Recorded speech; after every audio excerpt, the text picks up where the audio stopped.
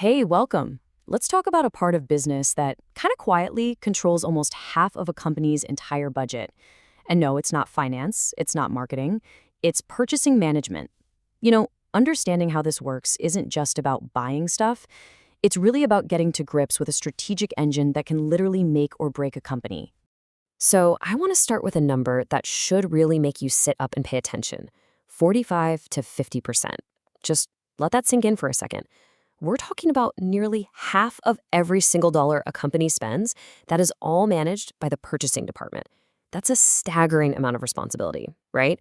But it's also an incredible opportunity to create value. So if I asked you, hey, which department holds that much power, what would you guess? Yeah, most people would probably say finance. But the real answer? It's purchasing. And that's exactly what we're going to break down today, how this one department can wield that power so effectively. Okay, so here's our game plan. First up, the 5 rights. These are the fundamentals. Then we'll follow the money through the purchasing cycle. After that, we'll look at how companies structure their buying power, get strategic with something called the Kraljic Matrix, and finally, we'll see how purchasing really is the glue that holds a business together.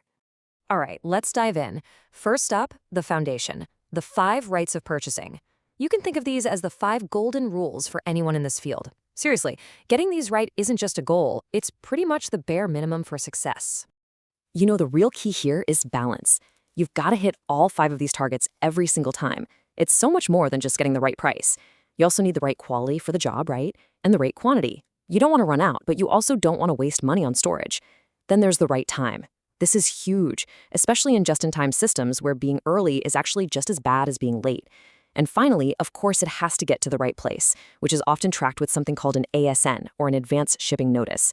If you can nail all 5 of those, you're running a world-class purchasing operation. Simple as that.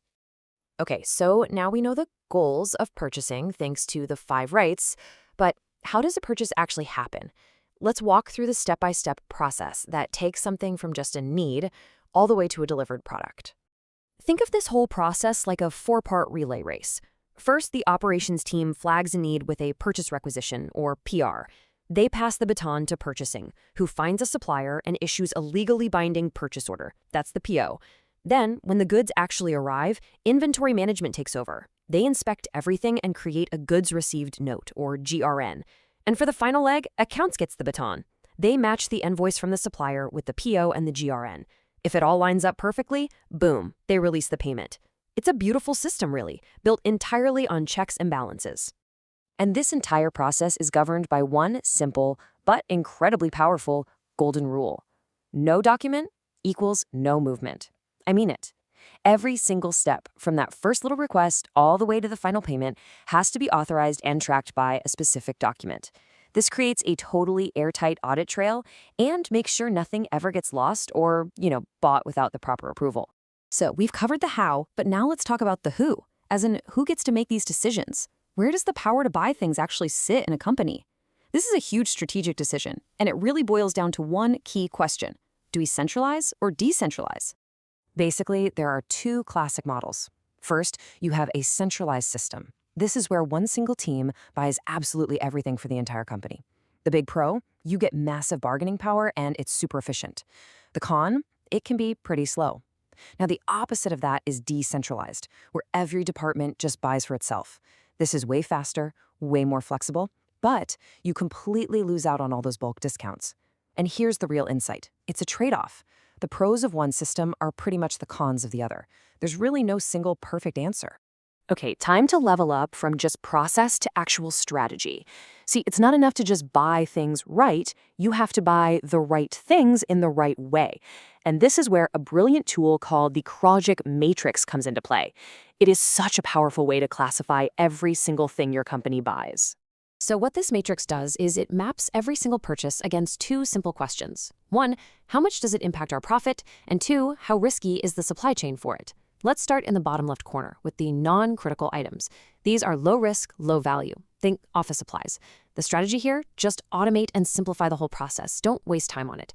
Okay, now let's move to the bottom right, leverage items. These are high value, but they're easy to get from lots of different suppliers. So what do? You leverage your buying power with competitive bids to drive that price down as low as possible. Now things get interesting. Top left, we have bottleneck items. These are low value, but super high risk.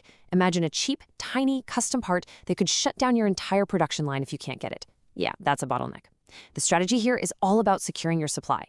And finally, the top right, strategic items. High value, high risk. This is your core technology, the stuff that makes you who you are. Here, you don't just buy things, you build deep, long-term partnerships with your suppliers. Okay, so let's pull all of this together now. The big takeaway is that purchasing is not an island. To be truly effective, it has to be the central hub that connects every other department in the company. This is where you really see the principle of synergism in action. You know, that idea that the whole is greater than the sum of its parts. And purchasing is the perfect example of this. It's like the connective tissue between everyone. It connects to design, helping them find materials for new products. It connects to finance by managing the budgets. It connects to production, making sure the assembly lines keep running. And it connects to marketing, ensuring there's enough product to meet customer demand. When purchasing works well, the entire company wins. But of course, you can't manage what you don't measure, right?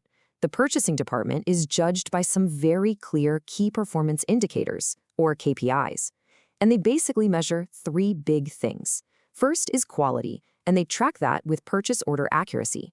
Second is efficiency, which they measure with purchase order cost. And third is speed, which is the purchase order cycle time. Together, those three numbers tell you pretty much everything you need to know about how well that department is performing. So let's bring this all the way back to where we started. We have a single department that controls nearly 50% of all company spending. Now that we've seen how it touches everything from product design all the way to cash flow, I want to leave you with this question. If purchasing controls half of a company's spending, who really holds the power to drive its success?